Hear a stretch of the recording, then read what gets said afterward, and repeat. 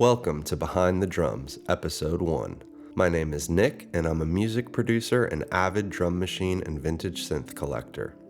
In today's episode, we're going to be going in-depth on Tears for Fears' iconic song Shout from the 1984 album Songs from the Big Chair. Tears for Fears were known for their use of drum machines such as the Linn LM1, LinnDrum, and EMU Drumulator.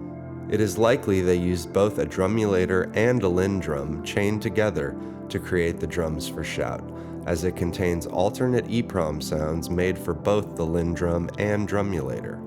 Back in the 80s, Linn Electronics offered an extensive library of alternate EEPROM chips that you could swap into your LinnDrum for different sounds. There were also third-party companies such as DigiDrums who made alternate EEPROM chips for drum machines such as the Drumulator and others. DigiDrums created an alternate chipset called the Digi-Rock drums for the Drumulator, which ended up making a big appearance in multiple songs on Songs from the Big Chair, including their hit Shout. It was recently confirmed by Peter Gotcher, co-founder of DigiDrums, that the kick and snare for the Digi-Rock drums were sampled from Led Zeppelin's When the Levee Breaks. Quote, "I guess enough time has passed that I can admit that the kick and snare came from When the Levee Breaks. I then recorded the toms and the rest of the sounds in my studio and tried to match the vibe." End quote.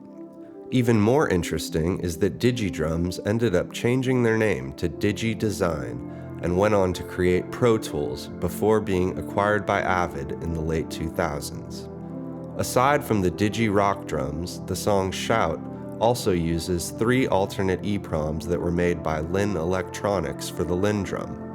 I was able to track these sounds down by going through a LinnDrum alternate sound library CD given to me by Bruce Forat, which contained demos of all of the alternate EEPROM chips made by Linn.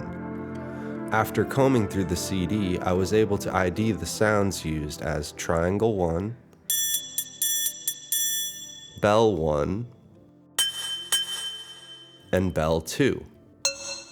So I contacted Bruce, who now owns all the assets of Linn Electronics, and was able to purchase the chips from him. For today's recreation of Shout, I will only be using a LinnDrum, as I have the Digi-Rock drum sounds for my LinnDrum along with the chips I got from Bruce. Let's get into it.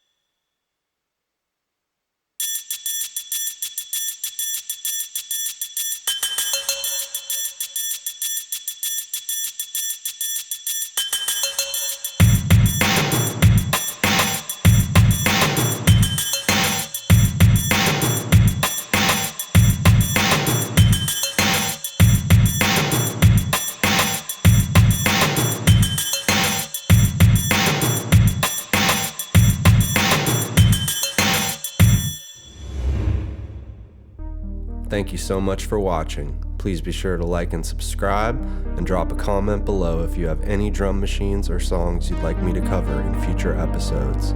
See you in the next one.